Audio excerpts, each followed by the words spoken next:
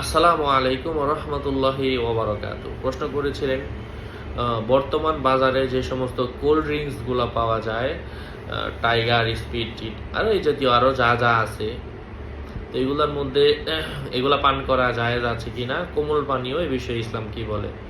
তো এই কোমল পানীয়গুলোর মধ্যে যদি হারাম কোনো ধরনের উপাদান থেকে থাকে, তো এটা পান করা জায়েজ হবে না।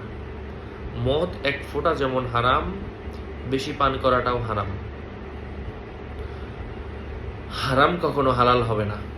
এই জন্য সম্মানিত ভাই ও বন্ধুরা, তো কোম্পানির হয়তো হতে পারে এখানে এই কোম্পানিগুলা যে বিজ্ঞাপনগুলা দিচ্ছে ওখানে লেখা আছে যে এখানে হারাম কোনো কেমিক্যাল নেই, হ্যাঁ, কোনো নেশা জাতীয় কোনো কিছু নেই, তবে এটা স্বাদ বাড়ানোর জন্য থাকতে পারে, এটা আল্লাহ ভালো জানেন। সতর্কতাবশত না পান করাই ভালো।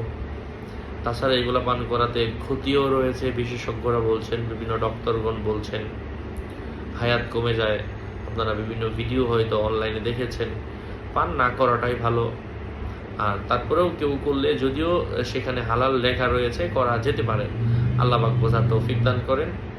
আসসালামু আলাইকুম ওয়া রাহমাতুল্লাহ।